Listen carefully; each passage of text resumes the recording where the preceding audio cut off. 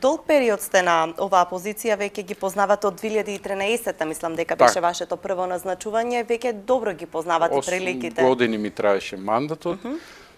Откако заменав во основен суд Струмица, претходно колешката Виолета Тимова замина во пензија, одличен стручнак и советник. Канцеларијата остана со еден советник, сега помлад колега, кој нема доволно искуство за да одговори на задачите и тој немаше ниту овластување да работи како заменик. Како функционираше канцеларијата? Имате ли сознание што се случува во овој период? Да, бидејќи некои странки ми се јавуваа и кога работев во судот и работата беше опадната. Бројот на предметите беше доста намален.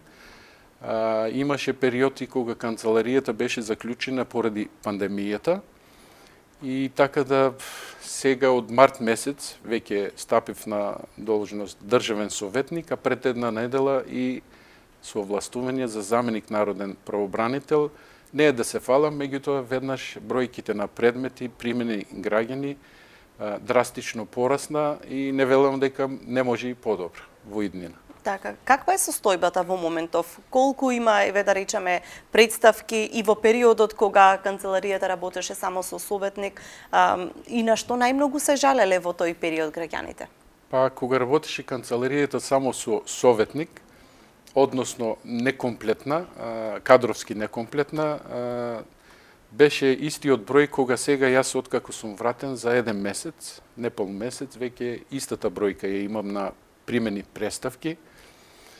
И се надам овој број ќе расте, бидејќи уште граѓаните не знаат дека канцеларијата е веќе отклучена, работи од 8 до 16 часот и дека има лице овластено како заменик народен правобранител да ги прими преставките и да ги решава нивните проблеми. Так. Дали тоа значи дека, бидејќи зборуваме и за период во кој што на некој начин електронски се прима или телефонски представките, дека за заменик народниот правобранител и генерално канцеларијата на народниот правобранител всушност треба да биде отворена за граѓаните и така ќе има многу поголема слобода и доверба можеби граѓаните отколку кога тоа го прават, не знам, по пат на електронски и немаат жив контакт со правобранителот? Секако, значи, канцеларијата мора да биде отворена и мора да има лице, стручно лице кој ќе ги прими граѓаните и странките. Уште останува опција некои електронски од подалечни краеви кои не можат лично да дојдат, електронски по пошта, јас прифаќам преставки дури и по телефон и така да граѓаните секој пат сакаат лично очи во очи да го истакне, да го каже проблемот.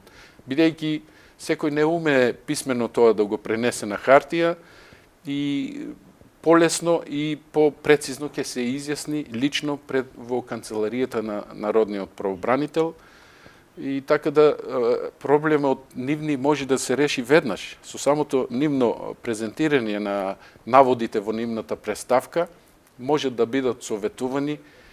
Некои можеби и не се за поднесување преставка и отпочнување постапка пред народниот правобранител, меѓутоа наша задача е да им окажеме на кој начин ќе го решат проблемот.